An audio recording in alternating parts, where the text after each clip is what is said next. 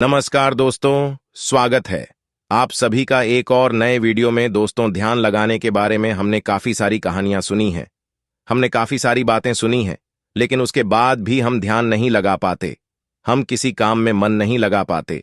आखिर ऐसा क्यों होता है और ऐसी क्या वजह है जिस कारण जब भी हम कोई कार्य करना शुरू करते हैं तो हमारा मन भटकने लगता है, हमारे मन में तरह तरह के विचार चलने लगते हैं और हम उस कार्य पर ध्यान ही नहीं गा पाते। तो अगर आप भी इस समस्या से जूझ रहे हैं तो आज की जो कहानी है यह आपके लिए बहुत ही महत्वपूर्ण होने वाली है। तो इस कहानी को अंत तक जरूर देखिएगा। इस कहानी में हम आपको कुछ ऐसे तरीके बताने वाले हैं जिसके माध्यम से आप किसी भी कार्य को मन लगाकर कर सकते हैं और आपका ध्यान भी प्रति सेकंड गहरा होता जाएगा। दोस्तों, एक समय की बात है, एक नगर में एक बहुत ही प्रसिद्ध गुरु रहा करते थे। वह बहुत ही विद्वान और बहुत ही ज्ञानी थे। लोग उनके पास अपने समाधान के लिए बहुत दूर दूर से आया करते थे और उनके आश्रम में उनके कई शिष्य भी उनके साथ रहा करते थे। एक दिन की बात है, वह अपने आश्रम में टहल रहे थे कि तभी उन्होंने देखा कि उनका एक शिष्य संस्कृत के कुछ लोगों को एक पन्ने से दूसरे पन्ने पर उतारने का प्रयास कर रहा था, लेकिन बार बार गलती होने के कारण उसे वह सारा काम दोबारा शुरू करना पड़ रहा था। कई बार प्रयास करने के बाद आखिरकार वह थक गया और हार मान ली। तभी उसकी नजर उन गुरुवर पर पड़ी। जब उस शिष्य ने उन गुरु को देखा तो उन्हें प्रणाम किया और अपनी समस्या बताते हुए वह उन गुरुवर से कहता है, हे गुरुवर, मैं करीब 2 घंटों से नए पन्ने पर उतारने की कोशिश कर रहा हूं, लेकिन बार बार ना जाने क्यों मुझसे गलती हो जा रही है, ना जाने क्यों बार बार मेरा मन भटक जा रहा है। मैं हर बार अपने मन को साधने की कोशिश कर रहा हूं, लेकिन बार बार मुझसे कोई ना कोई गलती हो ही जा रही है और इसी कारण मुझे बार बार यह काम एक नए सिरे से शुरू करना पड़ रहा है। आखिर ऐसा क्यों हो रहा है? इसका जवाब देते वह गुरुवर अपने उस शिष्य से कहते हैं, बनते ऐसा केवल ध्यान की कमी के कारण होता है, क्योंकि एक साधारण इंसान अपने मस्तिष्क की 999 पर ऊर्जा को यूं ही व्यर्थ कर देता है। इसी कारण उसका मन किसी भी कार्य में नहीं लग पाता और यही वजह है कि उनसे बार बार गलतियां होती रहें और वह चाहकर भी उन गलतियों को सुधार नहीं पाते। और वहीं पर एक सधा हुआ मन इन कार्यों को बड़ी सरलता और सहजता से कर लेता है और इसके पीछे भी कई कारण हैं। तभी वह शिष्य उन गुरुवर से कहता है, कौन से कारण है गुरुवर? तभी वह गुरुवर अपने उस शिष्य से पहला कारण बताते हुए कहते हैं, भंते, आप लिखते वक्त जरूर किसी और घटना के बारे में सोच रहे हो। इस पर वह शिष्य हां में सर हिलाते हुए कहता है, जी गुरुवर, आपने बिल्कुल सही कहा। आज सभी शिष्यों की छुट्टी है और सभी अपने अपने कामों से बाहर गए हैं, लेकिन मुझे ये काम मिला है और मुझे इस काम को पूरा करना है। शायद यही कारण है कि मैं ठीक से मन नहीं लगा पा रहा।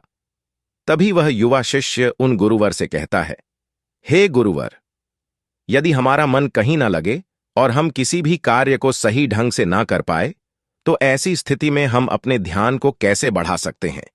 इसका जवाब देते हुए वह गुरुवर अपने उस युवा शिष्य से कहते हैं, भंते, मैं तुम्हें कुछ ऐसे तरीके बताने जा रहा हूं जिन्हें यदि तुम ध्यान में रखोगे तो तुम अवश्य ही अपनी ध्यान शक्ति को बढ़ा पाओगे और तुम किसी भी कार्य में गहराई से मन लगा पाओगे। आगे गुरुवर सबसे पहला तरीका बताते हुए कहते हैं, भंते, जब भी तुम्हारा मन किसी कार्य में ना लगे तो सबसे पहले सांसें लो और गहरी सांसें छोड़ो। ऐसा करीब 5 बार करो और अपने मन को काम और अन्य चीजों से हटाकर केवल सांस पर ले आओ। आगे गुरुवर अगला तरीका बताते हुए कहते हैं, भंते, जब भी तुम कोई कार्य कर रहे हो तो अपनी सारी इंद्रियों को एक काम से जोड़ने का प्रयास करो। जैसे कि अब भी तुम लिखने का प्रयास कर रहे थे तो लिखते वक्त जब तुम कलम अपने हाथों में पकड़ते हो तो उंगलियों के बीच में उस कलम का स्पर्श महसूस करो। अपनी आंखों से शब्दों को बनते हुए देखो और लिखते समय कलम और कागज के घर्षण से जो आवाज उत्पन्न हो रही है उस पर ध्यान केंद्रित करो, उसे ध्यान से सुनो। या फिर तुम लिखते समय शब्दों का उच्चारण अपने मन के भीतर गूंजता हुआ महसूस करो और अब अपनी नाक से उस स्याही की गंध को महसूस करो। इससे तुम्हारी सारी इंद्रियां एकजुट हो जाएंगी और एक ही काम से जुड़ जाएंगी। आगे वह गुरुवर कहते हैं, अपने काम के साथ एकजुट हो जाओ, उससे जुड़ जाओ और अपनी इंद्रियों को अपने काम के साथ जोड़ने के बाद तुम्हारा ध्यान अत्यधिक गहरा हो जाएगा। इसका अर्थ यह हुआ कि तुम काम के साथ एक हो चुके हो, यानी कि तुम काम में पूरी तरह से खो चुके हो। और जब तुम इस प्रकार कोई भी कार्य करोगे तो तुम्हें समय का पता भी नहीं चलेगा और तुम्हारे कार्य में कोई भी गलती भी नहीं होगी। लेकिन मेरी एक बात और याद रखना, यदि बीच बीच में तुम्हारा मन भटकने लगे, तुम्हारे मन में तरह तरह के विचार उठने लगे और तुम्हारा मन यहां वहां भागने लगे, तो डरना मत। तुम दोबारा से निश्चय करना और दोबारा से ध्यान लगाने का प्रयास करना। देखते ही देखते तुम इस अभ्यास में निपुण हो जाओगे और तुम्हारा ध्यान अत्यधिक गहरा होता चला जाएगा। उस शिष्य ने उन गुरुवर की सारी बातें ध्यानपूर्वक सुनी और उसके बाद उसने ऐसा ही किया। और देखते ही देखते वह अपने कार्य में इतना खो गया कि जहां जहां वह गलतियां कर रहा था वहां पर अब उससे कोई भी गलतियां नहीं हो रही थीं। और तो और उसने अपना सारा कार्य एक बार में ही पूरा कर लिया। और ऐसा इसलिए हो पाया क्योंकि हमारा सारा ध्यान हमारी इंद्रियों में बटा होता है, और इसलिए हमें अपनी इंद्रियों को एक कार्य पर लगाना बहुत आवश्यक है। क्योंकि यदि हमारा ध्यान इन इंद्रियों में बटा रहेगा तो हमारा मन भटकता रहेगा। जहां जहां भी हमारी इंद्रियां भागी वहां वहां हमारा मन भी भागेगा। लेकिन वहीं पर यदि आपने अपनी सारी इंद्रियों को केवल एक ही कार्य पर लगा दिया तो आपका मन भटकना बंद हो जाएगा और इस समय आप बहुत ही अत्यधिक गहरे ध्यान में पहुंच जाएंगे। किंतु साधारण मन इसे ज्यादा देर तक साध नहीं सकता। लेकिन इस प्रकार बार बार और निरंतर अभ्यास करने से मन ध्यान को साधना सीख जाता है और आपका ध्यान अत्यधिक गहरा होने लगता है और आपको उस कार्य में रुचि भी आने लगती है। और जब भी आप उस कार्य में पूरी तरह से खो जाते हैं तो आपको समय का भी पता नहीं लगता और आपका कार्य भी अच्छी तरह से और सफलतापूर्वक हो जाता है। वह गुरु अपने शिष्य को यह सारी बातें बताकर ध्यान में लीन हो गए। लेकिन तभी वहां पर एक युवक आया और उस युवक ने उन गुरुवर को प्रणाम किया। तभी उन गुरुवर ने अपनी आंखें खोलीं और इस पर वह युवक कहता है, हे गुरुवर, मैं आपके पास बहुत दूर से आया हूं। मैंने आपके बारे में तरह तरह की बातें सुनी हैं। मैंने सुना है कि आप सभी की समस्याओं का समाधान करते हैं। मेरी भी एक समस्या है, कृपया करके मेरा मार्गदर्शन करें। इस पर वह गुरुवर उस युवक से कहते हैं, बोलो आखिर तुम्हारी क्या समस्या है। वह युवक अपनी समस्या बताते हुए उन गुरु से कहता है, हे गुरुवर, मैं बहुत लंबे समय से तैयारी कर रहा हूं। मैंने कई तरह के सरकारी परीक्षाएं भी दी हैं, लेकिन मैं किसी में भी उत्तीर्ण नहीं हो पाया। मुझे यह पता ही नहीं चल पा रहा कि आखिर मुझसे गलती कहां हो रही है, आखिर मुझ में क्या कमी है। उस युवक का यह प्रश्न सुनकर वह गुरुवर मुस्कुराने लगे और उस युवक से कहते हैं, भंते, क्या तुम सच में अपनी परीक्षा में सफल होना चाहते हो? इसका जवाब देते हुए वह युवक कहता है, हां गुरुवर, मैं अपनी परीक्षा में सफल होना चाहता हूं। इसीलिए तो मैं आपके पास आया हूं। कृपया करके मेरा मार्गदर्शन करें। तभी वह गुरुवर अपने स्थान से उठे और उस युवक का हाथ पकड़ करके एक कुएं पर ले गए। कुएं के पास पहुंचकर उन गुरुवर ने उस युवक के हाथ में एक घड़ा थमा दिया और उस युवक से कहा, इस घड़े में पानी भरकर वापस आश्रम में ले आओ। इतना कहकर गुरुवर वापस आश्रम लौट गए। लेकिन वह युवक वहीं खड़ा खड़ा यह सोच रहा था, भला इस घड़े में पानी भरने से मुझे मेरे प्रश्न का उत्तर कैसे मिलेगा? आखिर मुझे यह कैसे पता चलेगा कि मैं परीक्षा में कैसे पास हो सकता हूं? लेकिन उस युवक के पास और कोई विकल्प भी नहीं था। इसलिए जैसा कि उसे उन गुरुवर ने कहा था, कुएं से पानी खींचा और मटके में पानी भर लिया। लेकिन यह क्या, मटके में तो कई सारे बारीक छेद है जिनसे पानी धीरे धीरे रिस रहा है। वह युवक मन ही मन यह सोचने लगा, इस घड़े में तो छेद है, मैं इसे आश्रम में कैसे ले जाऊंगा? तभी उसने सोचा, यह छेद तो बहुत छोटे हैं, यदि मैं इसे जल्दी जल्दी ले जाऊं तो मैं आश्रम तक जल्दी पहुंच जाऊंगा और इसमें से पानी भी ज्यादा नहीं गिरेगा। यह सोचकर उस युवक ने वह घड़ा उठाया और दौड़ता हुआ वह जल्दी जल्दी उन गुरुवर के पास पहुंचा। लेकिन जब तक वह वहां आश्रम पहुंचता वह पूरी तरह से भीग चुका था और मटके में पानी केवल नाम मात्र के लिए ही बचा था। इसे देखकर वह गुरुवर मुस्कुराने लगे और उस युवक से कहते हैं, मन का भटकाव बहुत बड़ी बीमारी है और तुम्हारे साथ भी यही हो रहा है। तुम्हारे मन में विभिन्न प्रकार के विचार हैं, अर्थात तुम एक समय में कई सारे विचार सोच रहे हो, जिस कारण लगातार तुम्हारी मानसिक ऊर्जा व्यर्थ हो रही है और इसीलिए मेहनत करते हुए भी तुम कोई परिणाम प्राप्त नहीं कर पा रहे हो। जैसा कि उस मटके में कई सारे बारीक छेद थे, और तुमने सोचा कि तुम उसे लेकर जल्दी जल्द आश्रम पहुंच जाओगे, जो तुम्हारा लक्ष्य था। लेकिन तुमने देखा कि वह सारा पानी धीरे धीरे करके उस मटके से गिरता चला गया, और अंत तक इस मटके में केवल नाम मात्र पानी ही बचा है।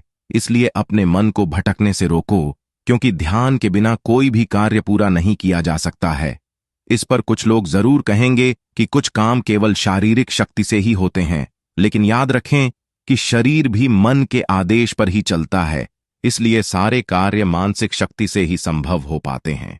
यदि कोई लकड़हारा लकड़ी काटते समय ध्यान न रखे तो वह एक जगह पर कुल्हाड़ी नहीं चला सकता, और हो सकता है कि वह खुद को चोट भी पहुंचा ले। इसलिए जानकारी और हर कार्य का मूल तत्व है ध्यान। और यदि तुम अपने जीवन में कुछ बड़ा हासिल करना चाहते हो, इस परीक्षा में सफल होना चाहते हो, तो तुम्हें एक जगह तो ध्यान लगाना सीखना ही होगा, क्योंकि तुम जैसी आदत डालोगे वैसा ही तुम्हारा मन बनता चला जाएगा। इसलिए जब भी तुम छोटे से छोटा कार्य भी करो तो उसे पूरा मन लगाकर करो। ऐसा करने से हमारे मन का स्वभाव बदलने लगता है और हम किसी भी कार्य में मन लगाने लगते हैं। और यदि एक बार तुमने इसमें निपुणता हासिल कर ली तो तुम्हें सफलता अवश्य मिलेगी। तभी वह युवक उन गुरुवर से कहता है, किंतु गुरुवर, जब भी मैं पढ़ने बैठता हूं तो मन में तरह तरह के विचार आने लगते हैं और मैं मन के उन विचारों में हटा चला जाता हूं। मैं चाह कर भी अपने मन को रोक नहीं पाता।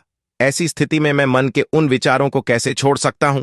इस पर वह गुरुवर मुस्कुराते हुए उस युवक के हाथों में गिलास थमा है और उस गिलास में लबालब पानी भर देते हैं और उस युवक से कहते हैं, यह गिलास जो तुम्हारे हाथ में है, इस गिलास में से एक भी बूंद पानी नीचे नहीं गिरना चाहिए, इसे पकड़कर रखो हो। इस पर वह युवक कहता है, लेकिन कब तक? इसके जवाब में वह गुरुवर उस युवक से कहते हैं, जब तक यह गिलास मैं तुम्हें नीचे रखने के लिए ना कहूं। उस युवक ने उन गुरुवर की बात मान ली और तत्परता के साथ गिलास लेकर वह खड़ा हो गया। आखिर में उसे भी तो अपनी योग्यता उन गुरुवर को साबित करनी थी। शुरू में सब कुछ ठीक चल रहा था, लेकिन कुछ ही देर बाद उसके मन में तरह तरह के विचार उठने लगे और यह सोचने लगा, आखिर यह सब करने से भला क्या होगा? मैं चाहे कितनी भी कोशिश कर लूं, लेकिन मेरा मन मेरे बस में नहीं आने वाला। मैं उस पर नियंत्रण नहीं साध सकता। मैं कभी नहीं बदल पाऊंगा। यह सोचकर वह लड़का मन ही मन असहज होने लगा। वह लगातार कोशिश करता रहा, लेकिन अब उसके शरीर के हिलने से बार बार पानी गिलास से नीचे गिर रहा था और जमीन पर फैल रहा था। यह देख वह गुरुवर उस युवक से कहते हैं, बेटा, जब तक तुम्हारा मन शांत था तब तक पानी की एक बूंद भी गिलास से नीचे नहीं गिरी, लेकिन जैसे ही तुम्हारे मन में तरह तरह के विचार उठने लगे, तुम्हारा शरीर भी वैसी ही प्रतिक्रिया देने लगा और तुम्हारे शरीर की प्रतिक्रिया देने के कारण गिलास से पानी नीचे गिरने लगा और जमीन पर फैलने लगा। आगे और गुरुवर उस युवक को समझाते हुए कहते हैं, बेटा, जैसे गर्म लोहे पर हथौड़ी की चोट पड़ती है तो वह एक नया आकार लेता है, ठीक उसी तरह से एक विचार छोटे हथौड़े के ऐसा होता है जिसकी चोट से इंसान का शरीर, व्यक्तित्व और मन आकार लेने लगता है। अर्थात तुम्हारा यह मन ग्लास में पानी की तरह है और यह बहुत आसानी से भटक जाता है, विचलित हो जाता है। यदि तुम चाहते हो कि ग्लास में भरा हुआ यह पानी शांत रहे, तो इसके लिए तुम्हें अपने मन को शांत रखना होगा। इसके बाद गुरुवर उस युवक को कहते हैं, अब इस ग्लास को एक बार फिर से पकड़ो और अपना सारा ध्यान अपनी सांस पर ले आओ। सांसों को अपने पेट में, सीने में आता जाता महसूस करो। हाथ में जो दर्द है, जो असहजता हो रही है, उसे जाने दो। मन में जो विचार आ रहे हैं, उन्हें जाने दो। खुद को यह याद दिलाओ कि तुम मन नहीं हो, बल्कि मन को देख रहे हो। तुम सांस भी नहीं हो, तुम सांस को देख रहे हो। ऐसा याद करने से विचार आकर चले जाएंगे, लेकिन तुम्हें विचलित नहीं कर पाएंगे। थोड़ी देर तक वह लड़का यूं ही अभ्यास करता रहा और अब तक पानी के उस गिलास से एक भी बूंद पानी नीचे जमीन पर नहीं गिरी। यह देखकर वह गुरुवर मुस्कुराए और उस युवक से कहते हैं, बेटा, बस अब यही अभ्यास अपने काम और पढ़ाई में करना। इससे मन धीरे धीरे शांत होने लगेगा। फिर कोई भी बड़ी चीज हासिल करना मन के लिए स्वाभाविक हो जाएगा। इस प्रकार तुम किसी भी बड़े से बड़ा लक्ष्य को हासिल कर सकते हो, और यदि तुम किसी परीक्षा में सफल भी होना चाहते हो तो यह भी तुम्हारे लिए बहुत सहजता से हो जाएगा। इतना कहकर वह गुरुवर शांत हो गए, और वह युवक भी यह समझ चुका था कि आखिर वह इतने सारी परीक्षाएं देने के बाद भी अब तक सफल क्यों नहीं हो पाया। उसने उन गुरुवर को प्रणाम किया और वापस अपने घर लौट आया। दोस्तों, इस कहानी से हमने कई सारी महत्वपूर्ण बातें सीखी हैं। चलिए एक एक करके उनके बारे में जानते हैं। सबसे पहले, पांचों इंद्रियों को एक काम पर लगाओ। गहरी सांसें लो और गहरी सांसें छोड़ो। ध्यान सांस पर ले आओ और बाकी सारी चीजें छोड़ दो। दूसरी बात, सभी इंद्रियों को केवल एक काम से जोड़ो। कान, आंख, नाक, स्पर्श, हर तरह से काम से जुड़ जाओ, उस काम में एक हो जाओ। तीसरा, यदि ध्यान टूट भी जाए तो इसमें घबराने की कोई जरूरत नहीं। एक बार फिर निश्चय करो और दोबारा से प्रयास करो। दोबारा से अपने काम में पूरी तरह से मग्न होने का प्रयास करो। धीरे धीरे ध्यान गहरा होता चला जाएगा और आप किसी भी कार्य में पूरी तरह से मग्न हो जाएंगे।